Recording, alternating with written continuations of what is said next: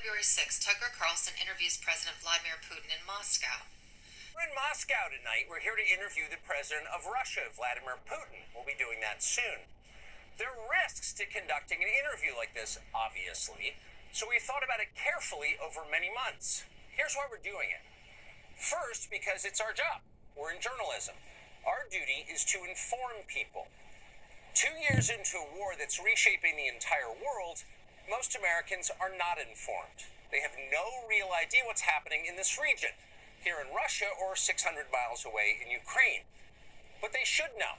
They're paying for much of it in ways they might not fully yet perceive.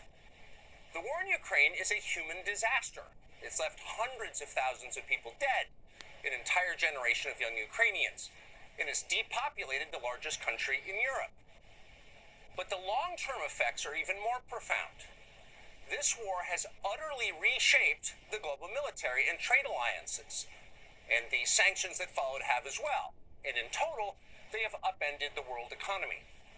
The post-World War II economic order, the system that guaranteed prosperity in the West for more than 80 years, is coming apart very fast, and along with it, the dominance of the US dollar. These are not small changes. They are history-altering developments. They will define the lives of our grandchildren.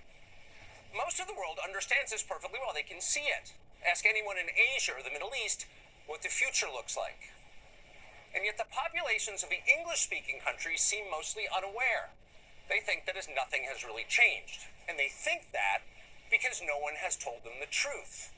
Their media outlets are corrupt. They lie to their readers and viewers. And they do that mostly by omission. For example, since the day the war in Ukraine began, American media outlets have spoken to scores of people from Ukraine, and they've done scores of interviews with Ukrainian President Zelensky. We ourselves have put in a request for an interview with Zelensky, and we hope he accepts. But the interviews he's already done in the United States are not traditional interviews. They are fawning pep sessions specifically designed to amplify Zelensky's demand that the U.S. enter more deeply into a war in Eastern Europe and pay for it. That is not journalism. It is government propaganda. Propaganda of the ugliest kind, the kind that kills people.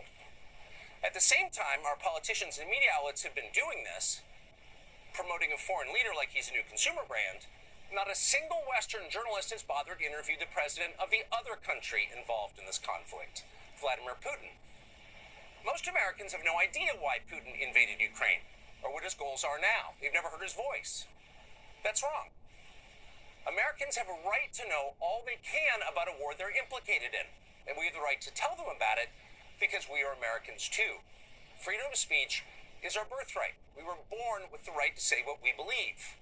That right cannot be taken away no matter who is in the White House. But they're trying anyway. Almost 3 years ago, the Biden administration illegally spied on our text messages and then leaked the contents to their servants in the news media. They did this in order to stop a Putin interview that we were planning.